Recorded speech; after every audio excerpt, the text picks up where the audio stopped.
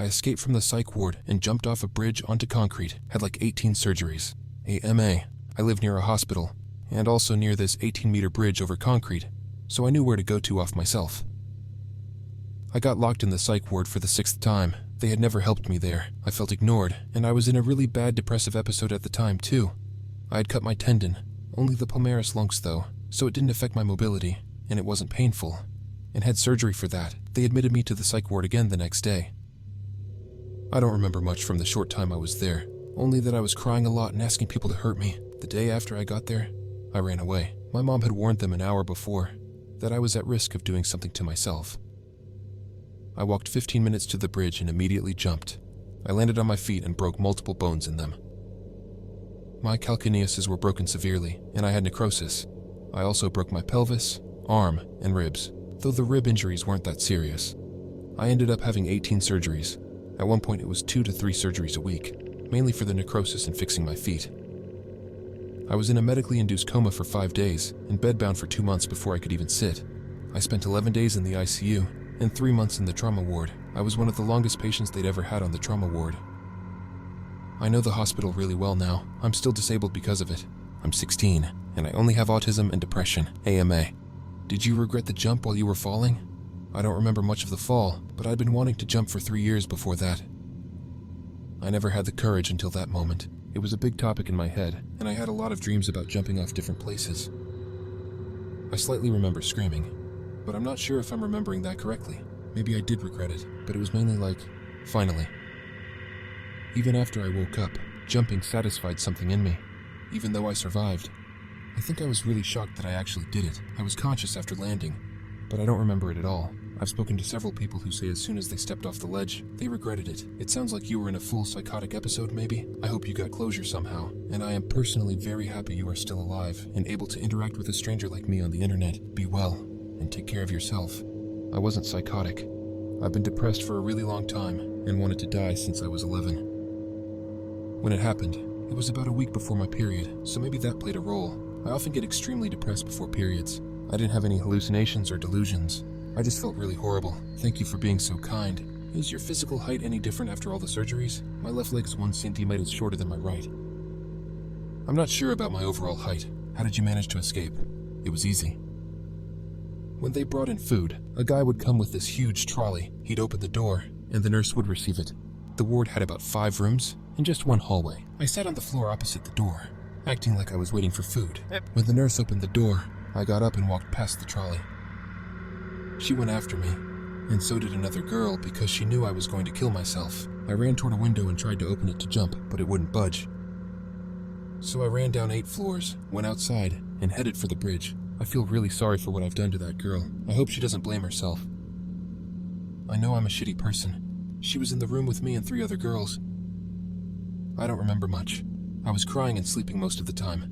After jumping, do you still have thoughts of committing suicide? I didn't for the first 3 months after the jump.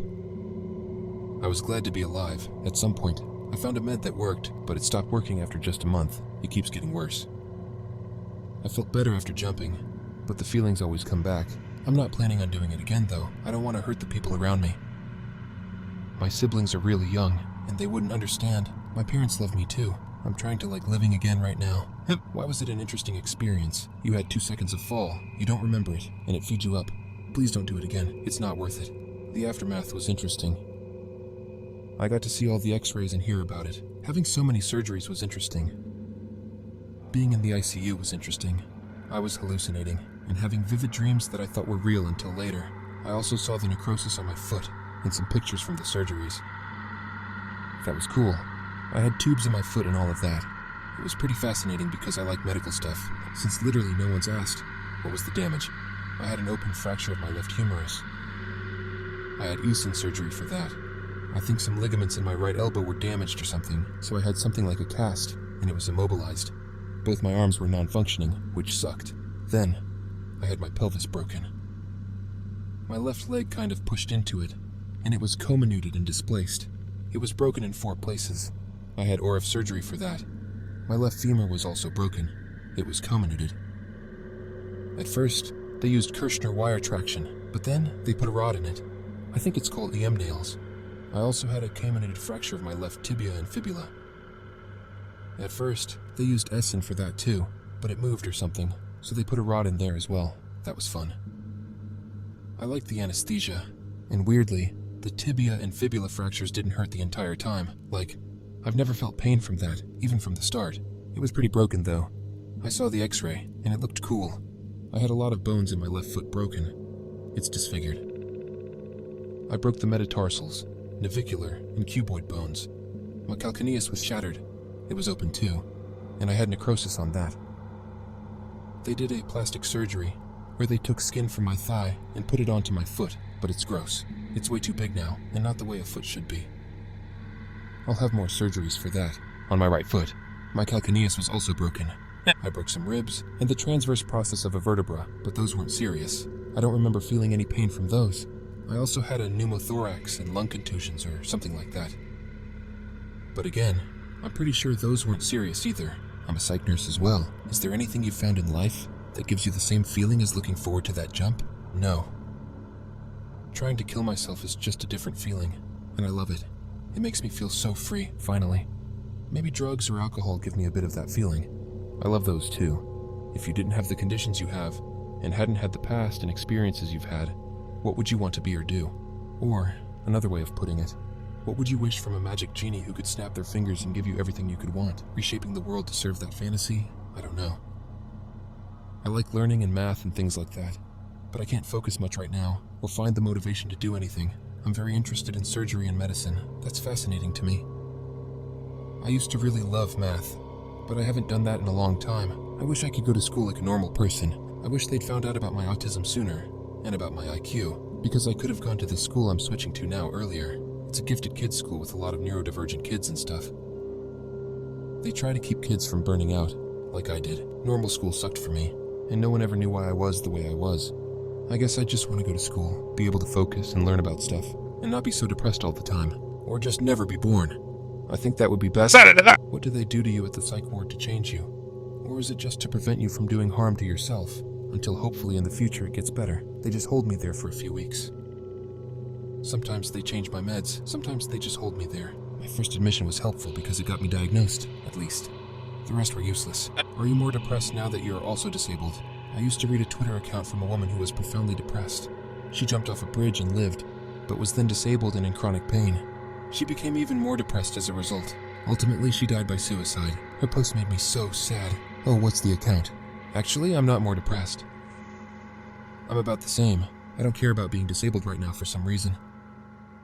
I rarely pay attention to it. I can walk on crutches, but I'm weaker and all that. That's fine. I'm not in any pain or anything like that somehow. And I guess I want to die less now because I don't want to hurt my family. The jump scared me off a bit. Maybe it's not that I want to die less. It's just that I'm less likely to actually do it. How did you come to be suicidal at 11? As a father, I just want to know the signs or triggers that got you there. I'm autistic, but I got diagnosed late since I'm a girl. It made me pretty weird, and caused me to misunderstand a lot of situations. I had a lot of meltdowns when I was stressed. Because of that, I was seen as a bad kid. I did well in school, but people didn't like me. I switched schools and had no friends in my new school. We moved to another country, so I didn't know anyone, and the school was harder. I was lonely and always self-conscious, maybe rightfully so. I was ugly, and I could see that people disliked me. I was anxious all the time. Even as a young kid, I could never enjoy things much. I always thought too much, always about negative things. Then, I got into social media. With the algorithm, I ended up in spaces where people posted a lot about negative stuff, like Ventalk on TikTok, and I started watching shows about it. It consumed my mind. There were warning signs, but my parents missed them, I guess. I talked a lot about how I was worse, ugly, fat, stupid. I started with the fat thing when I was about 8. I cried a lot. I was very sensitive to everything. Little things could set me off because I already felt horrible, so I would immediately go to the worst case scenario. I started cutting myself, but it was really shallow at first.